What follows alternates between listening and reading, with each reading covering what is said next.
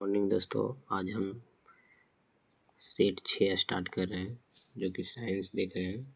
RS group D 18/8/2022 third shift में पूछा गया। इसके पहले मैं 5 सेट कंप्लीट कर दिया हूँ। तापन उपकरण का हीटिंग एलिमेंट बनाने हेतु चुने जाने के लिए किस पदार्थ में कौन से गुण अनिवार्यता मौजूद होना चाहिए? तो क्या क्या होना चाहिए? तो उच्च गलनांक होना चाहिए और उच्च प्रतिरोधकता होना चाहिए। उच्च गलनांक होना चाहिए और उच्च प्रतिरोधकता होना चाहिए। जीनों के कुछ लक्षणों का उल्लेख नीचे किया गया है। कौन सा विकल्प जीनों के गलत लक्षण को दर्शाता है? तो क्या होगा? तो इनमें से कोई परिवर्तन नहीं होता है। पहला, ये प्रोटीन का उत्पादन करके लक्षण को नियंत्रित करता है, तो ये ना होगा। ये DNA के खंड है। प्रत्येक जनन कोशिकाओं में एक जीन सेट होता है, तो ये सब सही लक्षण को परिवर्तित करता है। इनमें से कोई परिवर्तन नहीं होता है। ये जो है सही लक्षण है और तो इसलिए इसमें नहीं कह रहा था, तो ये हो जाएगा। इनमें कोई परिवर्तन नहीं होता है। चुंबकीय क्षेत्र के अंदर स्थित धारावाही चालक पर लगने वाले बल का निर्धारण करने के लिए इनमें से किस नियम का उपयोग किया जाता है? तो कौन सा नियम हो जाएगा? फ्लेमिंग के बाएं हाथ का नियम। कौन सा नियम होगा? फ्लेमिंग के बाएं हाथ का नियम। मनुष्य का निम्नलिखित में से कौन सा अंग उत्सर्जन अंग के रूप में कार्य नहीं करता है? तो छोटी आंत पूछेगा। मनुष्य का निम्न में से कौन सा अंग उत्सर्जन अंग के रूप में कार्य नहीं करता है? तो छोटी आंत। जबकि फेफड़ा उत्सर्जन अंग का काम करता है, त्वचा भी करता है और बड़ी आंत भी करता है, छोटी आंत नहीं करता है। निम्नलिखित में कौन सी रेखाएं किसी गोलीय दर्पण पर अभिलंब के रूप में कार्य करती है?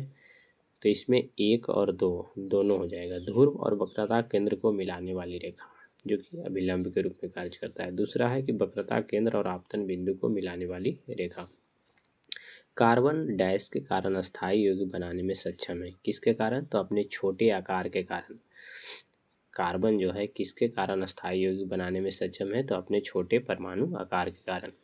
एक क्षैतिज सीधे तार में धारा पश्चिम से पूर्व की ओर प्रवाहित होती है। पूर्व सिरे से देखे जाने पर चुंबकीय क्षेत्र रेखाओं की दिशा क्या होगी? तो तार के लंबवत तल में वामावर्त होगी। तार के लंबवत तल में क्या होगी? वामावर्त होगी। एक मैग्नीशियम रिबन वायु ऑक्सीजन में एक चमकदार लौ के साथ जलता है और एक सफ़ेद पदार्थ X में परिवर्तित हो जाता है। X क्या है? तो क्या है? मैग्नीशियम ऑक्साइड है, MgO, जिसको कहते हैं मैग्नीशियम ऑक्साइड। निम्नलिखित में से किसकी परमाणु त्रिज्या सबसे बड़ी होती है? तो सबसे बड़ा किसका होता है? आयोडीन का होता है। सबसे बड़ा परमाणु त्रिज्या किसका होता है? आयोडीन का। इसके बाद 10 नंबर क्वेश्चन में आते हैं कि जैव निम्नीकरण अपशिष्ट के बड़े पैमाने पर उत्पादन के कुछ प्रभाव का उल्लेख नीचे किया गया है। गलत कथन का चयन कीजिए। तो इसमें देखिए, मृदा पोषक तत्व की पुनःपूर्ति सही है। दूसरा देखिए गलत है। लैंडफिल में भेजे जाने वाले अपशिष्ट की मात्रा बढ़ जाती है, ये गलत है। तीसरा में यह मच्छरों के प्रजनन स्थल के रूप में कार्य करता है जिससे बीमारियां फैलती है, ये भी सही है। दुर्गंध देता है, ये भी सही है। तो गलत कौन है? लैंडफिल में भेजे जाने अपशिष्ट की मात्रा बढ़ जाती है, ये गलत है। 11 नंबर है, दिए गए परिपथ में 3 ओम प्रतिरोध में प्रवाहित धारा ज्ञात कीजिए। 3 ओम और 4 ओम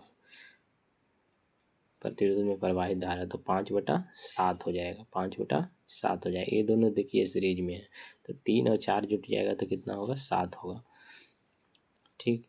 और फिर धारा निकालना है तो V बराबर IR होता है, तो I बराबर V/R हो जाएगा। तो V कितना है? 5 हो जाएगा। और R कितना आया? 4 3 7, यानी 5/7 एम्पियर हो जाएगा।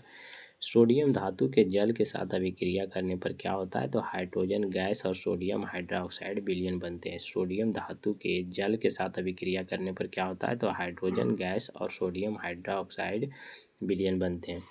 नीचे दिए गए कथन पर विचार करें और सही उत्तर का चयन करें। तो क्या हो जाएगा? दोनों कथन सही है। 2 कथन 1 की सही व्याख्या करता है। कहता है आवर्त में बाएं से दाएं जाने पर बढ़ने पर धात्विक गुण क्या होता है? घटता है।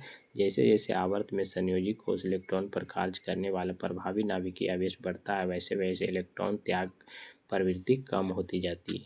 तो दोनों कथन क्या है? सही है। और कथन 2 कथन 1 की सही व्याख्या कर। नींबू रस जिसका pH मान 2.2 होता है, जठर रस जिसका pH मान 1.2 होता है, मिल्क ऑफ मैग्नीशिया जिसका pH मान 10 होता है, सोडियम हाइड्रोक्साइड जिसका pH मान 14 होता है।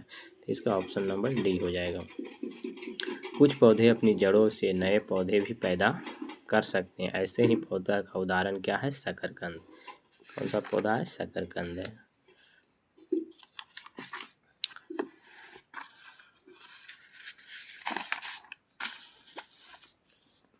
इसके बाद निम्नलिखित में कौन सा पौधों में संग्रहित कार्बोहाइड्रेट है? तो स्टार्च।